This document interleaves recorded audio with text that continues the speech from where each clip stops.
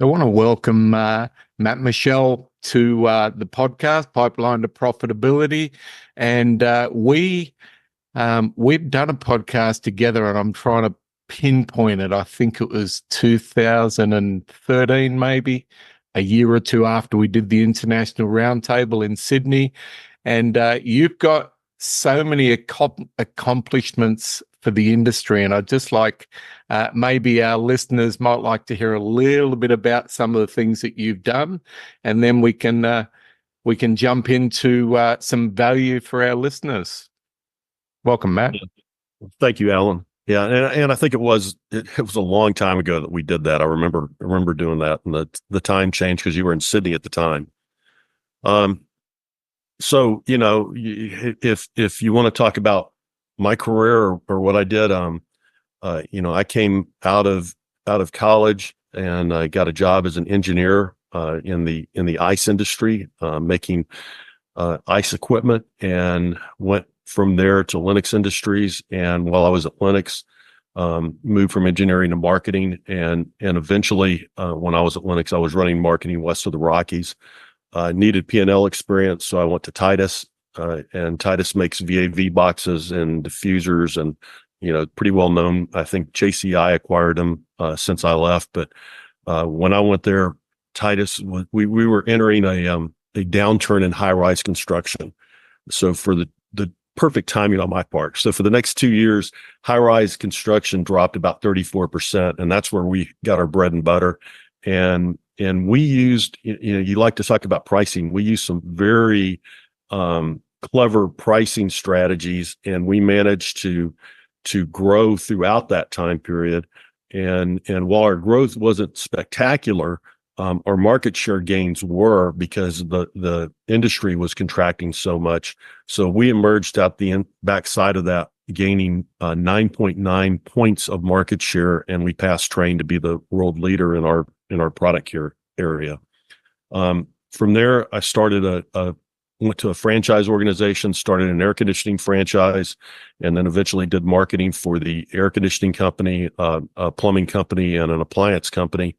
And these were national franchises, and then went to Decision Analyst as a marketing consultant for a number of years, which was like, going to school again, because I got to try different marketing techniques and strategies, and I was using other people's money to test them.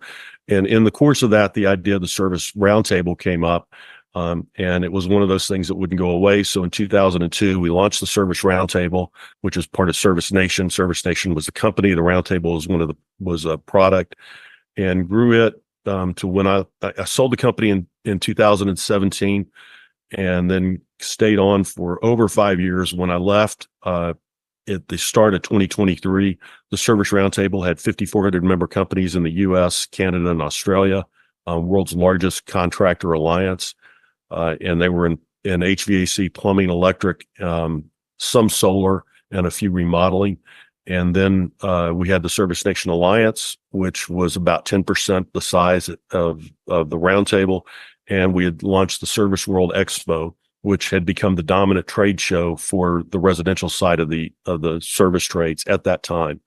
And so since then, done a lot of hunting and fishing, and I've got some book projects. One book just released yesterday, and I'm working on another one with Brandon Jacob on the emotional side of selling a business. And so far, we've interviewed, I think we're close to 50 business owners that have sold their companies, and we still have more to go.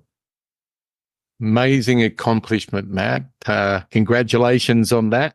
And look, I can't remember when I joined Service Roundtable, but from Australia, I felt stranded, like there was no best practice groups. There was really nothing going on. And I think I reached out. I think my first contact was with your partner, David Heimer, who we've done a podcast together, which was a cracker. And yeah, I think it was around 2005 I reached out to you guys. We eventually met 2006, I think, at a Comfort Tech. Mm-hmm. And I met the likes of Charlie Greer and Ron Smith, absolute legend in the industry. Jamie liked us. So I met a lot of really cool people at that time.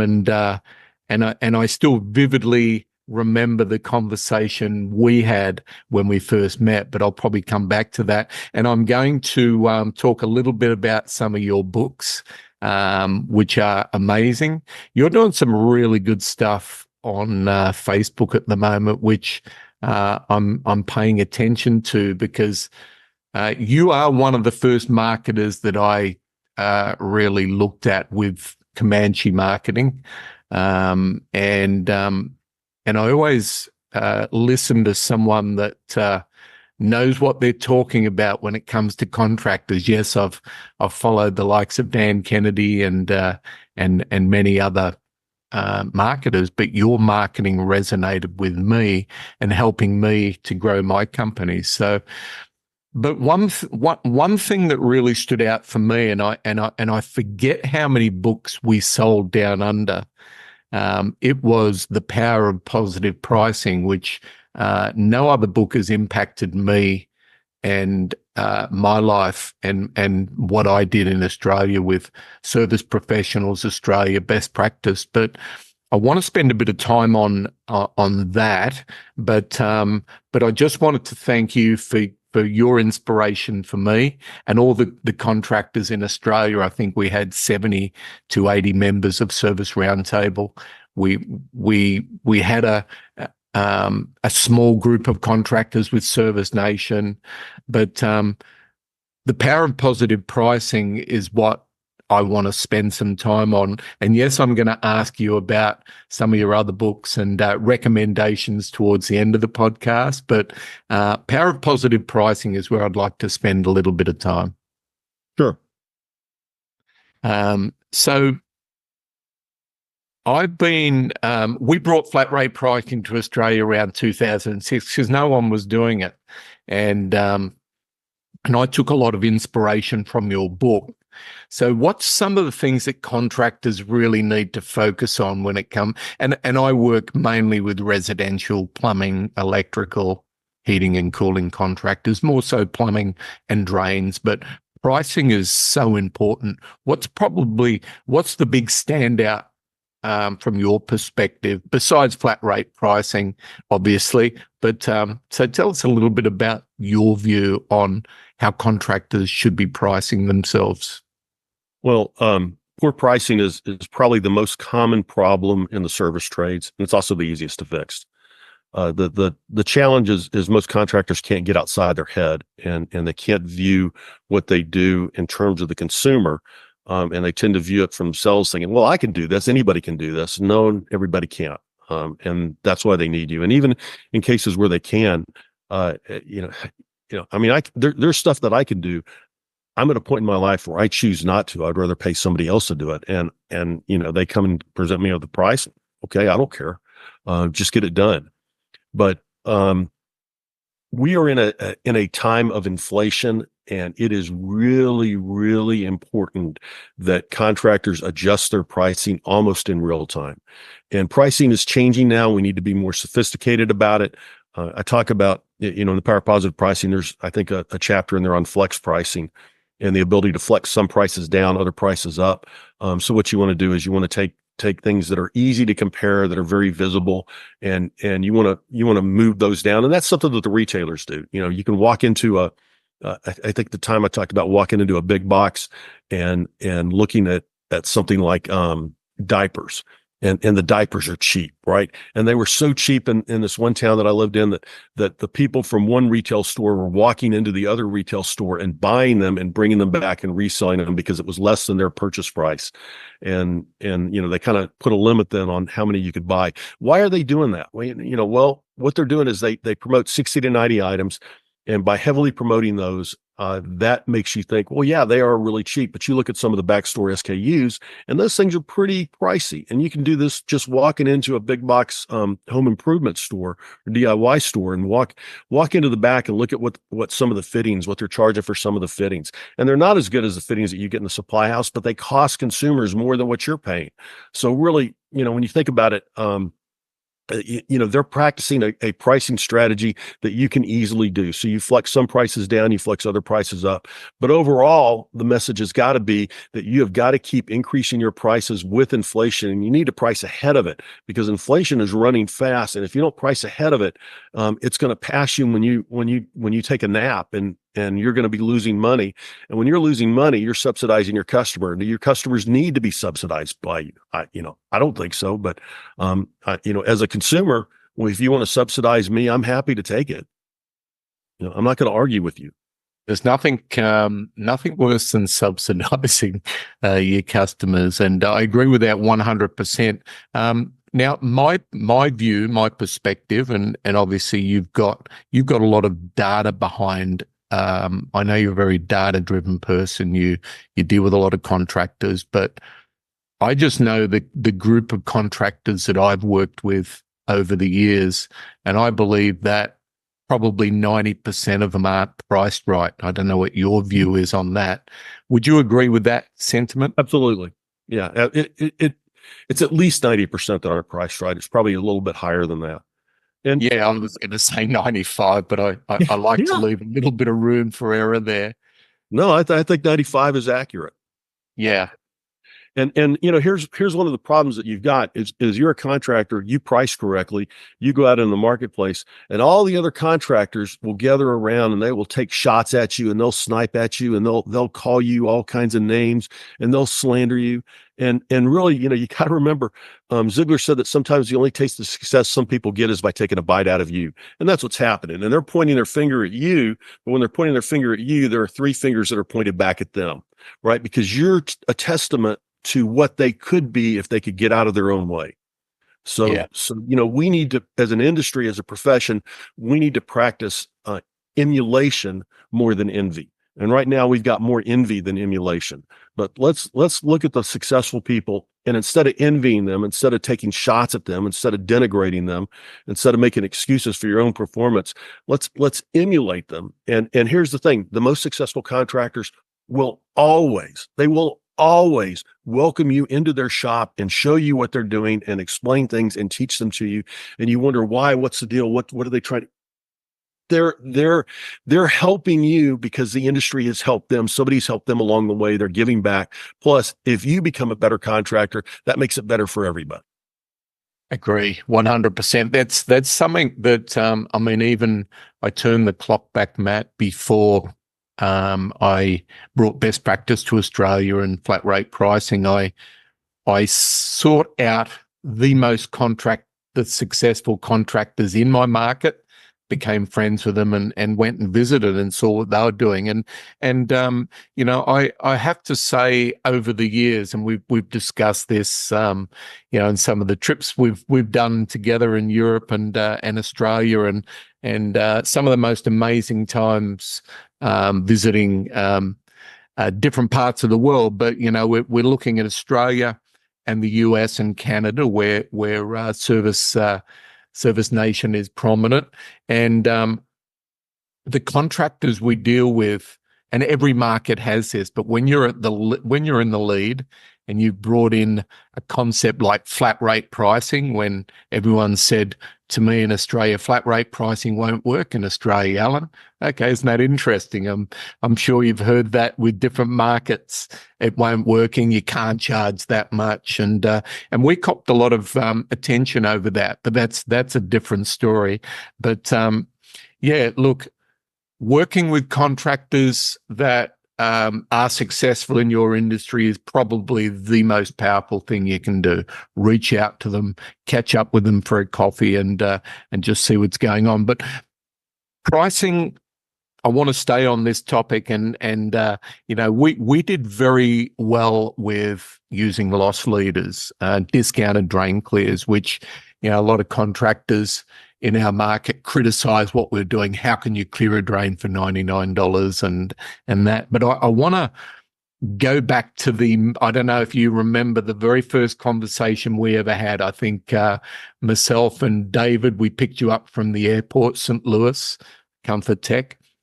And I asked you this question, this will be a test of your memory.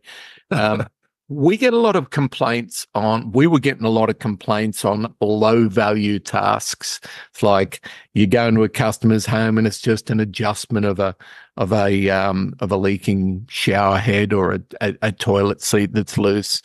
And I said, we get a lot of complaints on that. And you said to me, can you remember what you said to me on that? I have no clue, but it was probably something about just give it to them. Yeah, it was exactly what you said. And I'm thinking, shit, we'll be, probably 10, 15% of our work we'll be doing for free. And then I thought about that and I'm like you, I'm analytical. And then I thought, well, okay, so we get called out to a low value task. And what we do is we do the whole home inspection, which has been taught by Joe Cunningham and Charlie Greer and Kenny, and we do the whole home inspection. We find other things that need to be done, and we say, look, if you go ahead with the tap service or that, we'll do that low value task for free. And I want to say that was an absolute game changer for me. But loss leaders, a lot of contractors won't do it, and we generated probably well over $10 million a year from discounted drain clears. So maybe we can talk about that a little bit, how contractors fear using specials and loss leaders. So let's, we talked about flat rate, and right now it's pretty much, accepted that flat rate is the way to go, right? I mean, there's still some time and material contractors out there, but they're few and far between. And there's not a group of people calling it flat rate pricing anymore, which, we had to fight through. But in the early days of flat rate, I remember sitting with a contractor on a bus at an event. We're going to some event, and he was obsessed with the thought that there was going to be that one job that was going to take longer than he had in his book, and he was going to lose money on that. And I looked at him and I said, so what? It's not that one job. It's all the jobs, right? And you're going to make more money on a lot of the jobs. Yeah. Every now and then you're going to have one long job. And that's why you price it the way you do, so that everybody's got the same price. What's going to happen if you go to a home and you price and you have your really good technician who works really fast, and you're charging time and materials, and he's in and out quickly. He diagnoses the problem, he solves it, and you charge X amount of dollars. And his next door neighbor calls you out for the exact same repair, and you send your new guy who's slow and he takes his time, and and you end up charging him a lot more than the first guy. Now, they don't understand what went on, and they think you're ripping them off on the second guy.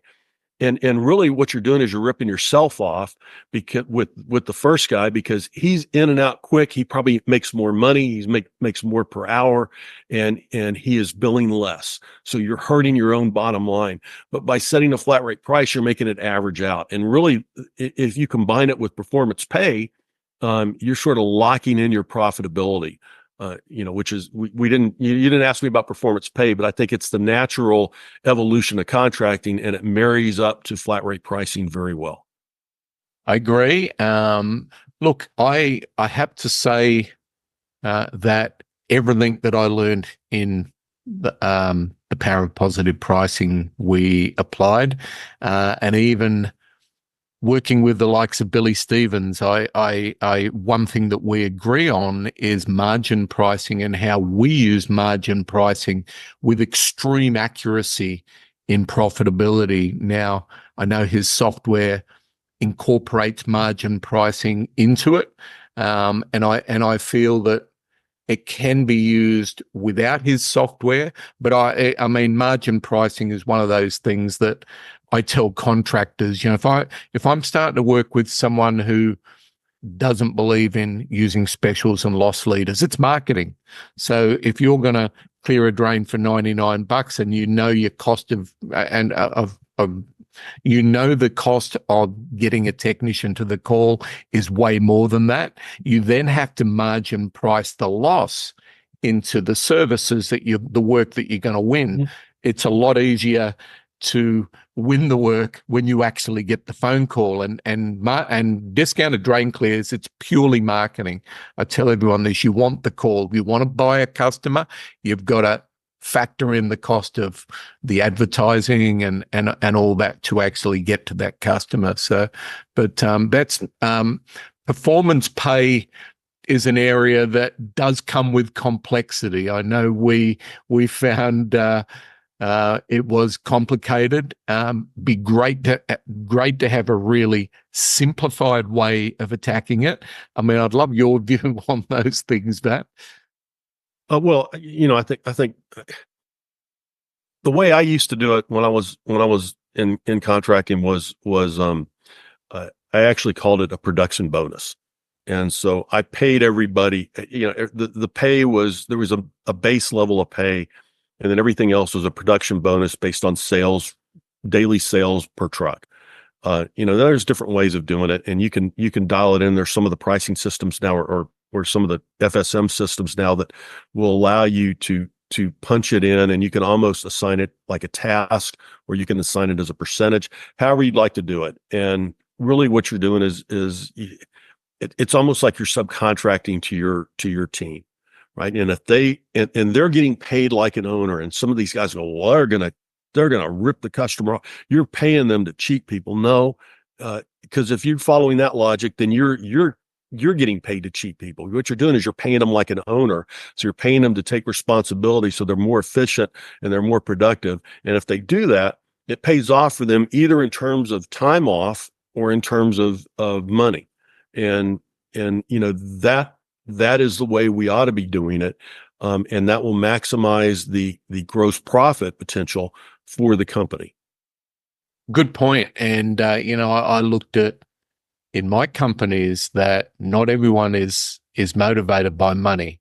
Where I had probably the longest term employee I had in my company over 20 years would prefer to have time off with his family than earn a bonus, even though money's great. It's hard to get by with all the inflationary stuff that's going on without the right money. But I feel if you're paying your team member correctly, and his motivator is, I really don't want to work every weekend, I need time with my family, you need to consider that.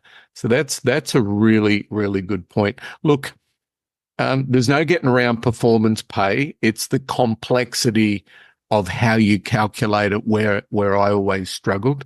It definitely, when you've got your, let's say your communicators or your guys that really do like to sell, and not everyone likes to sell, but the guys that were good at it were, if you budgeted a certain percentage of, because the customer pays for everything, right?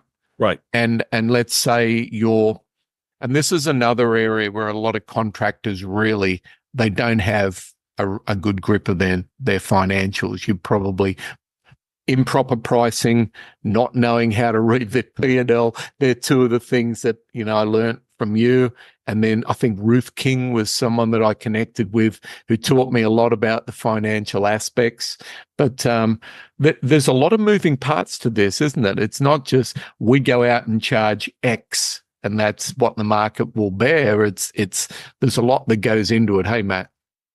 Well, you have to understand your costs, and you got to look at everything. I mean, there's really two areas where you got to pay a lot of attention, and one is your cost above the line, and that's your direct cost of sales, and direct cost of service, and then the other thing is your overhead, and you got to pay attention to both of them. You got to make sure that you're spreading your overhead correctly across all of your labor hours, because if you don't do that, I mean, you're gonna be in trouble.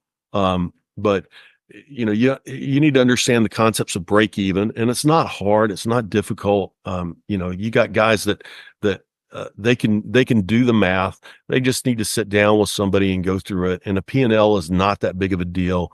And you got to understand the balance sheet as well. And it's not that complex. And we make it overly complex and we freak out. But at its root, with the P&L, you've got sales, you've got cost of sales, which gives you gross profit, right? And you want to run your gross profit at a certain at a certain level so that it's sufficient to cover your overhead and leave money that flows to the bottom line that you can use to reinvest in the business, reward yourself for the business risks that you're taking, and also reward your team if you choose to.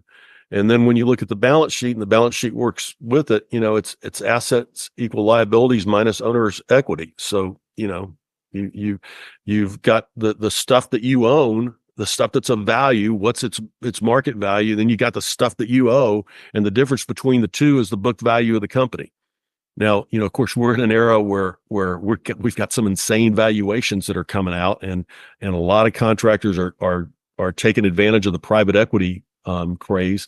So, that's a whole different story. But you've got to understand those if you want to grab the brass ring at the end of the day and find an exit for yourself and your family. Love it, Matt. It's an exciting time for contractors right now, and private equity hasn't quite hit Australia yet, and that's why I'm heading back down under in the next few weeks to try to liven the industry up a bit about the potential of private equity selling your business at outrageous multiples. I know our friend in common, Ken Goodrich, got a crazy multiple on his business, but I'm hearing with the likes of Land & Brewer, Lewis Bruno, with what they're doing at the moment, that the multiples can be a lot higher for really well-run, profitable companies. And some of the companies I work with are very profitable, and they're doing the right things to attract those high multiples. And obviously, when it comes to building your business to sell, I tell this to everyone: build it to sell, even if you don't want to sell it.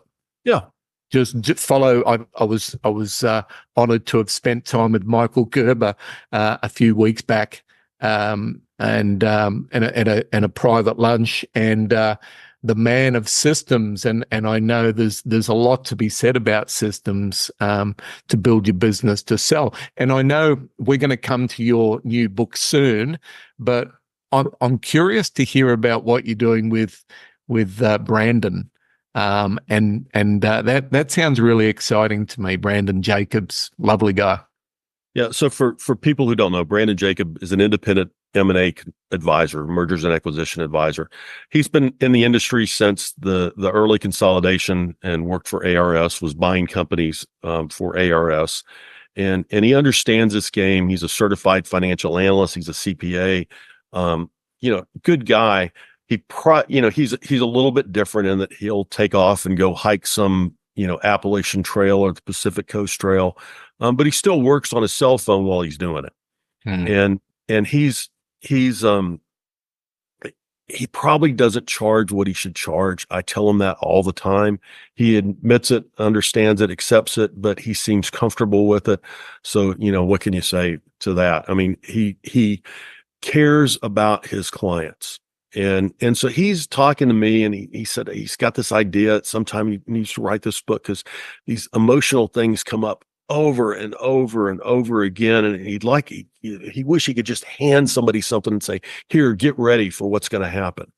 So I said, "Hey, I don't have anything to do. I'm unemployed now." So I said, "Hey, let's write that." And so we started working on it, and we started interviewing people, and we've been interviewing, all occupations. I mean, we've had pharmacists, we've had software companies, we've had engineering firms, we've interviewed a McDonald's franchisee.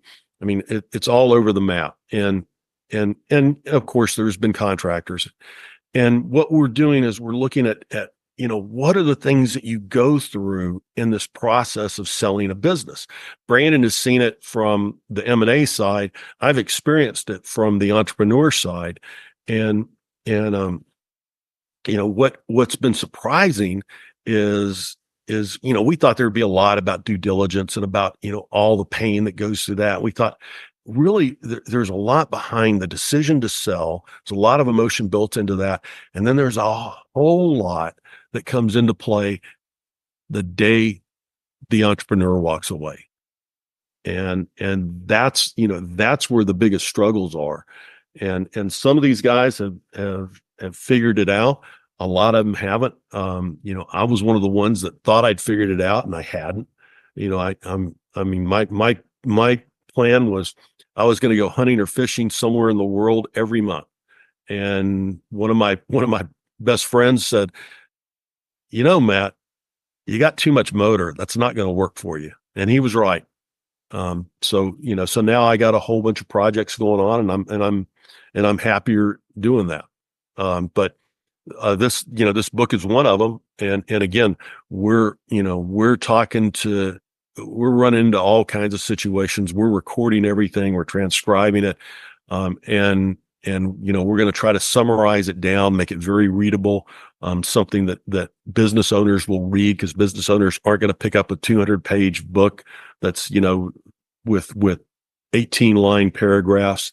We're going to try to do this with very short chapters, very much on point, and hopefully prepare people so that when they run into some of the things that is going to pull their guts out, they'll at least be ready.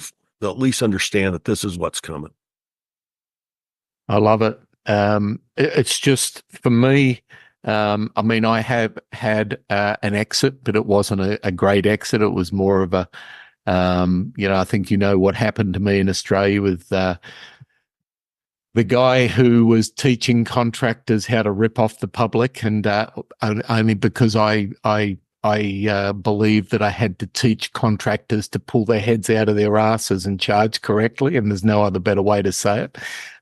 Comes back from our friend in common, Gene Birch, and what was his one of his sayings was, most contractors won't charge correctly due to fear of price rejection, and that is a fact. And we're going to come back to your upcoming projects, but I can't get my head off the power of positive pricing, and the number one chapter that I reckon I probably read hundreds of times over the last 15 or so years was price complaints and how to deal with price complaints. My absolute favorite chapter, because when you're a high price company, and it's not, I have to be careful what I say, compared to when you're high priced in your market and you're charging 2 times what your competition are charging, and everyone talks at the supply houses and how can that company charge $2,000 for a water heater when we can do it for $1,000. But price complaints is a fact of life, and I absolutely love your take on that. So let's maybe jump into that one. Well, I mean, there's any number of things. I mean, look, there are Walmarts in towns, right? And people will go to Walmart. There are also Nordstroms in towns, or Neiman Marcus or Macy's or whatever upscale, retailer you want. And they both sell stuff. Now, the guy who expects to pay Nordstrom prices and walks into a Walmart and gets Walmart prices, he's kind of delighted. Hey, this is a lot less than I expected. He walks away happy. The guy who expects Walmart prices and walks into a Nordstrom is going to be upset, because it is not what his expectation is. Now, you can set your expectation that you're a professional company, and you can attract the people that are willing to pay for it. And there are other things that you can do. I mean, we've had contractors who have flexed their response charge, their diagnostic, their trip charge, their truck charge, whatever you want to call it. And it is a higher number if they want same day service, and it is a lower number if you're willing to wait. And they give people the choice, and people sort of self-select, and the people that are willing to pay more for better service identify themselves. And that's exactly who you want to know. And so then you want to market to those people. You want to take care of them. You'll take business from the others, but you'll take business, kind of on your terms, and when it happens, and you'll fill in valleys with them. But you want to find build a customer base that has an expectation that they will pay more for better service. Now, an example that I use, I think, of the book is my wife and daughters will pay a fortune to get their hair cut. I'm not sure how much it is. I don't think I want to know. I go to the lowest price person I can find, because it's not going to make a lot of difference to me, and it's not going to, if I pay $50, it's not going to look any better than if I pay $15 to the Vietnamese immigrant who I like helping out to begin with. So Nothing that a cap can't sort out, right? well, think about it in restaurants, hey, it's meat. Well, okay, meat at Del Frisco's Steakhouse in Dallas is a little bit different than meat at a fast food restaurant. It's meat. It's all meat, but there's a big difference in it. And so part of this is if you are going to charge more, you better deliver a premium service, right? And so then the question, and this is part of the power of positive pricing, what comes first, the service or the price? Well, you better raise the price and then build the service up to match the price, because you can't raise the service up without charging the price, because you'll go broke. So raise the price, then you can afford to do the things people want, and you can afford to do things like create warranty reserves and handle callbacks properly, so that when there is a problem, you go in and you take care of it in no sweat, and you're so easy to do business with. And yeah, you cost a little more, but it's so much worth it. Now, I can tell you, we've done a lot of remodeling for our house, our lake house, and we've done a lot of remodeling at our ranch and construction at our ranch. And I've used long acre construction for it. Now, look, I know long acre costs a lot more. In fact, I may be paying a significant premium, but I also know when there's a problem, they will come out and they will take care of it and they will solve the problem. And that peace of mind is worth it. And I don't even remember necessarily what I paid for stuff they've done in the past. I forget the price, but I remember the service. Perfect. Perfect. I do recall part of that chapter, and anyone that says I haven't got a good memory, then I can go into nearly most of your chapters and pull something out of it, especially the water story with, I think, Frank Blau, the Irish plumber. There was you, Randy Bolton. Yeah, Randy. So yeah, with price complaints, and everyone I've ever worked with, I would say, with your budget, put aside a percentage. It can be 1%, probably 1% might be a little bit more than you need. We always used to run a lot less than that. But when you got a price complaint and it's getting nasty, you don't want it to go online, especially, it's a Gary Vaynerchuk saying every customer is a media agency. So just budget to give them their money back. A lot of the time you don't have to give them all their money back, but you do need to budget for that. I think that was probably the big takeaway, because look, the best of companies that have the biggest brands have price complaints when the service doesn't match when the service doesn't match the price. And I think that was, for me, Matt, that was one of the biggest takeaways that I took from the power of positive pricing. Well, so Alan, you come to me, you've got a price complaint. And so I listen to you intently, and I think, well, Alan, I'm sorry that you feel that way. And I'm legitimately sorry that you feel that way. What would you like me to do? Right. I don't make an offer to you. I ask what you would like me to do, because usually you want less than I'm willing to give. And so then you say, well, I think it ought to be $50 less, and I tell you what, Alan, I'll take $50 off and I'll do this extra for you. Always throw in something a little bit extra. Now you walk away from this. And so we all walk through life with the scale, of what we pay and what we receive, and they've got to be in balance, right? And if we receive more than we expect, we kind of walk around leaning over, and it's uncomfortable. And so we got to right the scale. Well, how do we right the scale? Well, we can right the scale by continuing to come back to you and do more business. We can right the scale by telling other people, you won't believe what this guy just did.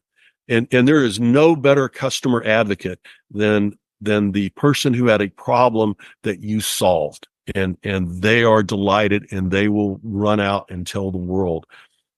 Steve Miles, a contractor in St. Louis, will do a one-time price adjustment. He says, Alan, I understand what you're saying. Look, I give you an opportunity to do a one-time price adjustment. You tell me what the price will be, and that's what it'll be. But going forward, understand that when you do business with us, the price is what the price is. But what do you think is a fair price? Okay, done. And he said the first time he used that, the woman wanted a price adjustment, and then she called him back about 3 weeks later and did a full system change out at his prices. Perfect.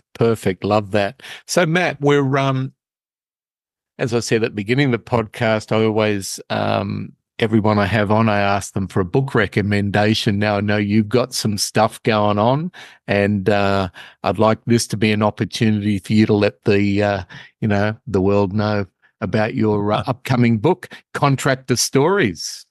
Contractor Stories was released yesterday. It's on Amazon. You can search for it and search for Contractor Stories.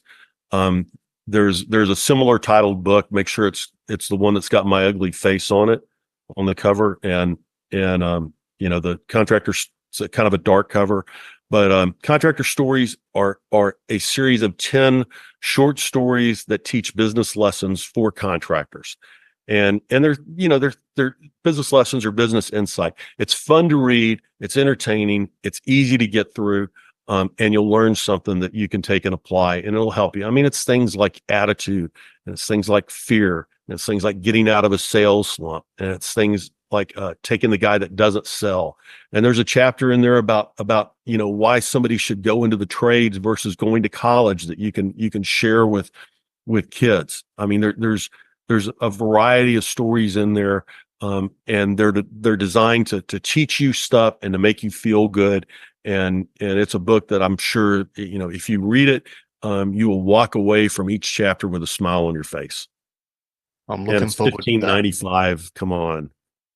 I will. I'm going to share a photo with your dial on the cover and a link to Amazon, and I want to get as many people as possible onto that book. Now, I want to also put it out there. If you are thinking of a relaunch of Power of Positive Pricing 2, I'd love to be able to assist in any way. I think if 90, let's presume it's 90% to 95%, the contractors are not priced right, I believe that it's a service to the industry to help contractors to get their heads out of their asses and charge correctly. So if there's anything on that, I'd love to assist in any way possible.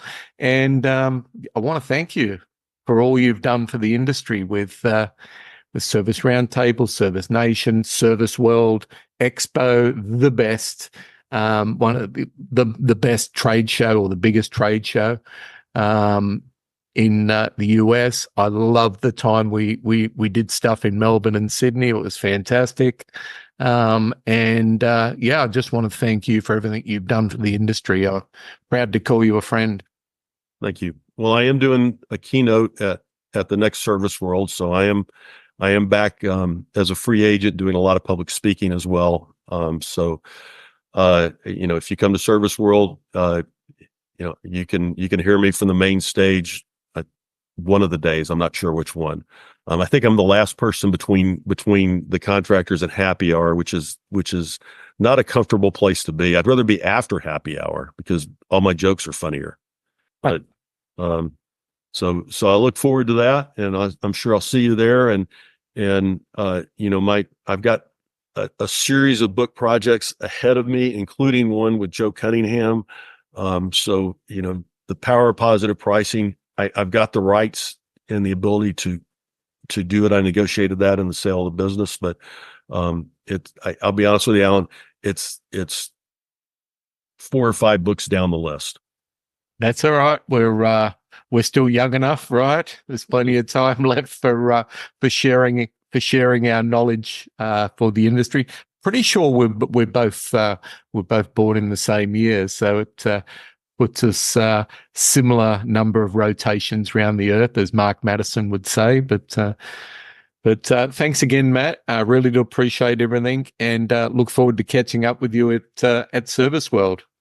And Alan, the industry I haven't done nearly enough for the industry, considering what the industry's done for me. So it's part of my mission is to help contractors improve their business and financial profitability. So love it. Well, thank you everyone that's joined us on this great podcast, Pipeline to Profitability. Thanks again, Matt Michel, and look forward to catching up with everybody soon.